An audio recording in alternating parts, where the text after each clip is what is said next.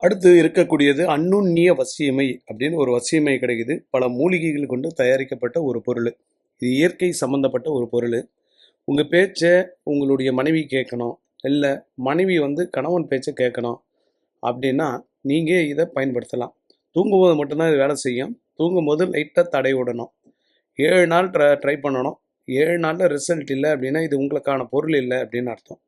இது ஒரு வகையான முயற்சி. அந்நுண்ணிய வசியமை அப்படின்னு பேர்.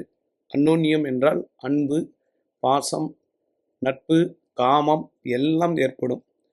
இதை தூங்கும்போது 2 இடத்துல மட்டும் பயன்படுத்தலாம். அது எந்த இடன்றதை வாங்கும்போது சொல்லி கொடுக்குறேன். அந்த பயன்படுத்தும் போது சில பேருக்கு உடனே கிளிக் ஆகும், சில பேருக்கு உடனே கிளிக் ஆகிறதுக்கு வாய்ப்பு இல்லை. எல்லாமே ஒரு வகையான முயற்சி தான். இது மூலிகைகளால் தயாரிக்கப்பட்ட ஒரு பொருள்.